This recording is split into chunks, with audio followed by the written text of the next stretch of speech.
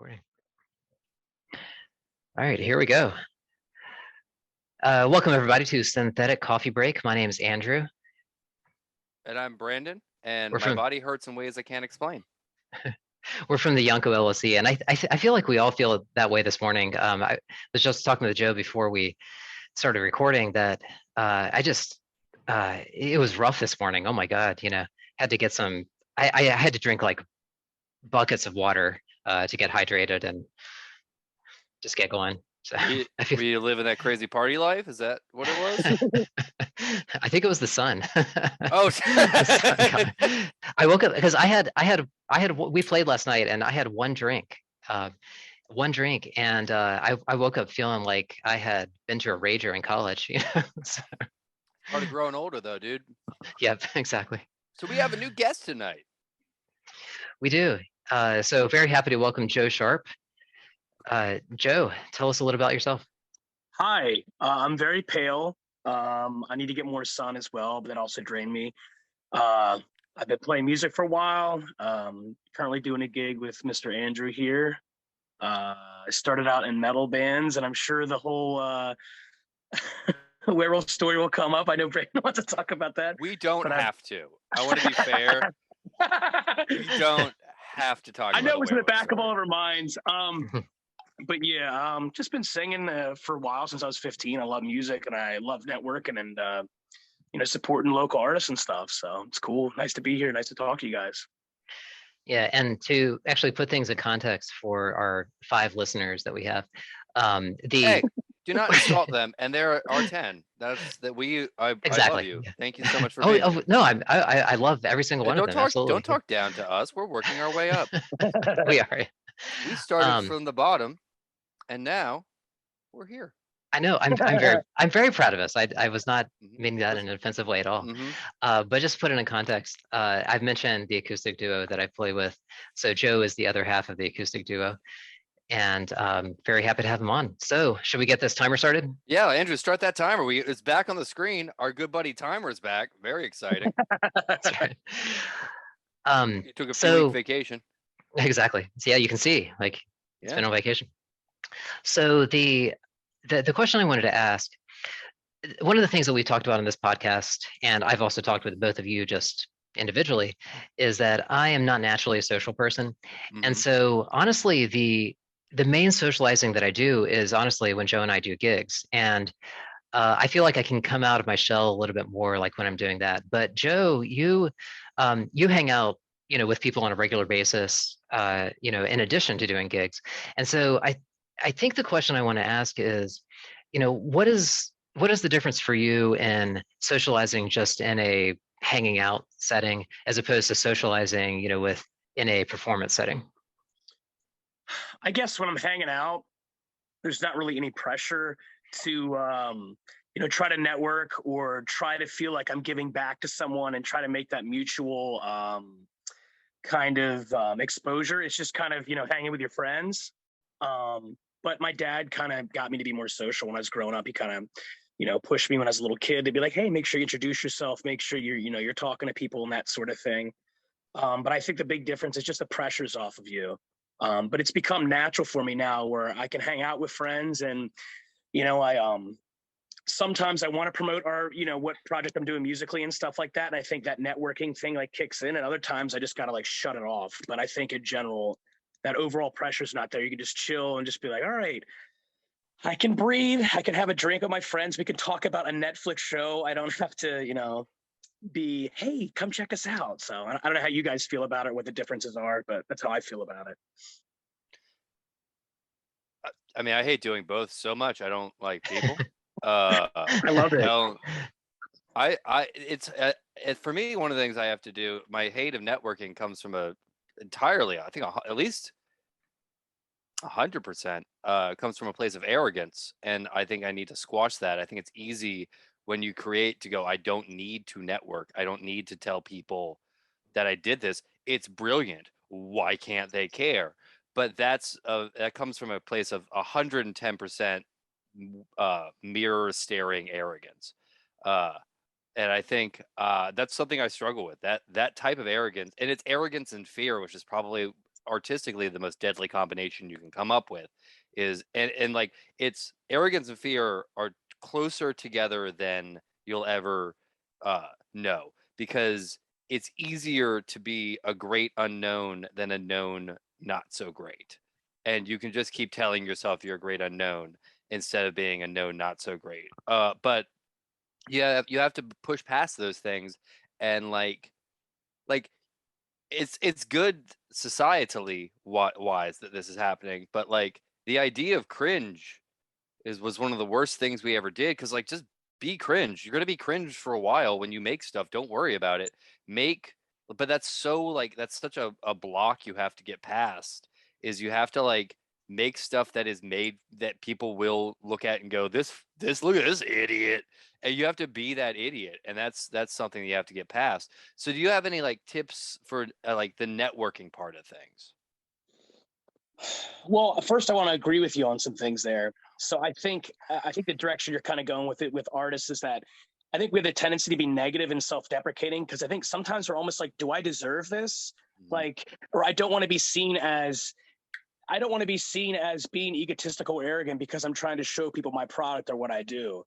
So I first want to agree with that.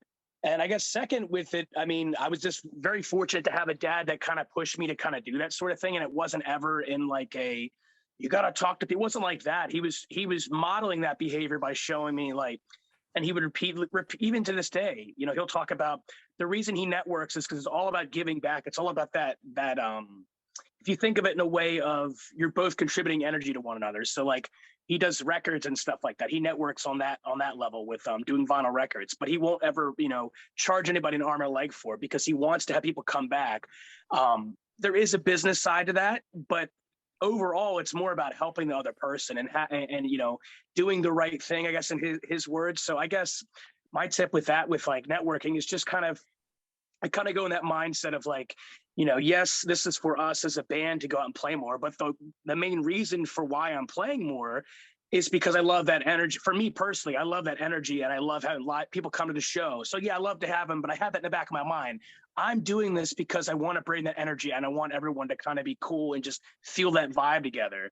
But there are some selfish reasons sometimes we get in our heads with stuff while we promote, because it's like, hey, I made some really good stuff and I want people to know about it. But I try to have that positive thing in my head that overrides that. And it's just like, you know, when I'm doing it, I kind of just think of the purpose behind it is to get people involved in what we're doing, and, you know, to make them feel welcome. So I don't know, that's what helps me. I don't know if that's going to help you, but that's just how I look at it. Yeah, I mean, I think that's a really good way to look at it, because I think that networking does have that sort of stigma, you know, that you mentioned before. And I think it, you know, I really like what you're talking about, Brandon, of just saying, you know, you have to be cringe for a while, you know, because that's how you learn, I think. And you know, I definitely wish that I had kind of learned the lesson of, okay, you know, what you said before, like, you know, you everything, a lot of times I think it's either self-deprecating, or we think that we've created the greatest thing, you know, and it's just going to get discovered on its own, you know. And I think I've been guilty of that for a long time, and especially like, you know, in college, coming out of college. And I really wish that I had learned that lesson a lot sooner, I think, of just saying, okay, yeah, it could be the greatest thing, maybe it is, but it doesn't really matter, because nobody's gonna hear about it, you know. um, but I do like that idea of like taking the positive energy, you know, and just saying, okay, yeah, we want people involved. Like, this is something that's fun, you know. And I see that in your performances, Joe. I mean, you know, I see, you know, the way you engage the audience. You know, you joke around with the audience a lot, you know, and keep them engaged, you know, in different ways. And so I see that positive energy that's coming out, I think. Yeah, to me, I just, when I think about networking, I want people to um, it is for me in some ways, though, too. I think as musicians, you know, it makes us feel good. It's not necessarily, it makes you feel good because you like how I'm performing. It makes you feel good to have everyone into it. It just, you could feel the energy. And, but I also just, I don't know, I want people to feel welcome. And I just, I don't know how to explain it. It feels good when everyone's in there. And I think it feels good to be able to pull somebody out of their shell. which I'm very good at, because I've been a social person my whole life, I actually had to learn how to like turn some of that off in my line of work when I work with people, having to zip my lips. And I've gotten better at that too. But I like being able to let someone feel comfortable and pull them out of their shell. I think it depends on different stuff, because I know the music you guys do is a little more moodier, and like I know we're playing live, it's a different, it's like you're doing like there's a lot of joyous stuff. But I think you could still apply that same positive energy, because even though the stuff you're doing is moodier and emotional in a different way, which I really enjoy. I actually like the whole concept you guys are doing. You could still take that same lesson and just kind of think, well, I want to get people that are like-minded in here. Like, so I'm going to network with those people, and I want them to get, some of the little inside thoughts that I have on why I have, this particular painting here with this song and this number. Like, I want someone that's really into that kind of how all that locks in, and just thinking in your head, being open about how you promote yourself with that kind of stuff. But also, you find that guy, how they say when you play a live show, that person in the way in the back that is going to totally get it. Like, make sure you give that person a lot of love. Like, when you find the people that are going to love that avant-garde kind of music, make sure you make them feel welcome. That's my kind of advice, which I'm sure you guys are already doing. But I always look for that guy or girl, because like, oh, I see you. I know you get it. I know you get it. Yeah. So one of the things you've talked about before is the difference between networking and hanging out, and how important it is to be able to turn it off. And I agree with that. I think it's easy to always be on, to always be the push, and that's not healthy as well. That's not human. How do you turn it off? Like, how do you try to turn it off? I'm sure everything. No one is 100% successful, but what do you try to do to be able to turn it off? I apply the same thing I do when we have drinks with work colleagues. I have to kind of remind myself, like in my head, and it sounds as stupid as it is, it's just like, hey, we don't talk about work. Like, reminding myself to give myself love and give myself a break, and be like, okay, well, I don't talk about work when I'm out hanging out with friends. So I'm out doing this now. I kind of stop and collect my thoughts and think, all right, well, I'm hanging with my buddy Mark. I'm hanging with my buddy Chris. I'm hanging with these folks. They love my music. I'm sure they love it, but I know them on a really deep personal level. And I have to think about it from, I'm giving them their time and respect. So it's not time to promote now. It's time to hang with them and to ask about them. So I try to think about, I guess, what I can learn about the other person. I've really tried to be conscious of that in general. Again, I credit that to my dad. He's read books on Dr. Dyer and like squashing the whole ego thing. And I think in general, to help turn that off, I think is just trying, even if you don't know a lot about, say you're meeting someone for the first time, or it is a friend of yours, it doesn't really matter. Trying to ask more about them. Go into that mindset, reverse it. So when you're promoting and you're promoting yourself, you're talking about you. I think go into it with a mindset, okay, I'm going to meet this person. We're going to sit down. Let me genuinely ask them about how they're doing. Let me genuinely ask them if they've learned anything new, especially if they have a line of work I don't know anything about. Like, actually try to like dig and learn more about them, almost like you're interviewing them. I go into that mindset. So I just, and it helps me turn it off, because I'm learning something new and I'm not stuck on, I have to promote everything. I don't know if that makes sense or not. That's how I justify it, though. Mm-hmm. Yeah, it does make sense. And I think that what I'm sort of sensing is that you're very interested in other people, and that seems to be something that kind of engages people.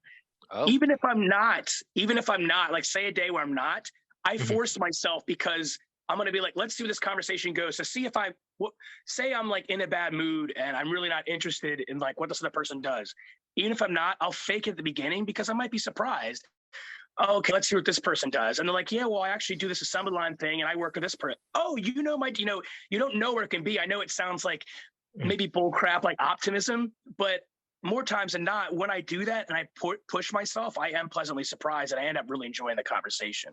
I'm sorry to cut you off, Brandon. No, you didn't cut me off at all. I have the very embarrassing statement is I am very paying close attention, but this tattoo is newish. and I didn't realize what it was on my screen for a second, and I went, "Oh, that's just me." Like I wish it was like, "Oh, you cut," or like it was some deep moment, and I was locked in and I was listening, and I think that's one of the things that I think in conversation can be hard is like you want to be part of the thing, and then every once in a while you have to like admit like I just drifted. I'm sorry. I'm sorry I It's fine, drifted. dude. And I think Yeah. that is to be human too, and to admit it instead of being like, yeah, I was in it just for a second, something caught my attention and I got distracted. But I think it's interesting to point out that like you have connections with people that you don't necessarily know you have connections with, and that like that interlocking is, you know, uh, networking is not necessarily a bad thing. It's creating a series of connections with people that is useful. And it's, a community is an important part of how we survive. Excuse me. And I think that's community both artistically and humanly, being a human is an important part of survival, both economically and human, and to be a human and to explore new ideas. Yeah. No, I agree. Like, so you're talking about the connections of people, you don't necessarily know. And it's like, this person down the line, not just A and B, but C, D, E, F, G. Other night we had people that came out to see us, and I just have this, like, I don't know if it's guilt or whatever, but I want to, if someone comes out to see us, especially multiple times, I'm like, what do? I want to promote what you do. I think that makes it easier to network because you feel like, I need to reciprocate because you came out to us. And they're like, no, no, no, no. But even if you wouldn't genuinely care in the first time, it's really hard if someone's given their effort and their time to come out to see you, especially as an artist, and you fight for these things, whether it's original or covers, you want to help them. And that's what kind of gets that ball rolling. And then you're used to that. You're not as afraid to talk to different people, even if you don't know them, because you've seen it work. Yeah. We got 16 seconds. We got to figure something out here. We got to. I know, it's scared. This is scary. Yeah. This is how it's built. That's why we built it like this. Is you end up you should next time when you hit that 16 seconds when you come back, just start slowing it down to really emphasize. Exactly. But that was actually very well timed, I think. So good. Perfect. Yeah, we got a lot of good ideas in there. So thank you for joining us. Is there anything that you want to plug or promote or anything? Well, obviously it's the Yonko project, correct? Yonko LLC, yeah. Yonko LLC, check them out. They're doing really cool avant-garde stuff. Trippy, very introspective, very neat stuff. I love the live performance. See, again, I'm promoting you, not just about me, right? I'm showing it and modeling it. But also October Oak Acoustic, I play with Andrew, and I enjoy that. And we play, I think we do a good job live. And I'm going to get some honey today for my voice. We're going to play a show tonight. And I'm not going to talk about werewolves. Nothing inappropriate with werewolves. It was a metal song years ago. We'll never speak of it again, Brandon. That's actually inherently untrue. A new werewolf song is coming out. Which is what I want to talk about after this, actually. Yeah, you actually are gonna. The next song is actually going to be about werewolves. I apologize, but we made something. I don't know if Andrew talked about this, but we made something for you. Yeah, yeah. Let's close this out, and then Yep. we'll leave the audience as teaser. But the October Oak stuff, our website is octoberoakmusic.com, and we are playing pretty frequently. So hope to see you all there. Yeah, and this next song is actually going to be about werewolves. That's right.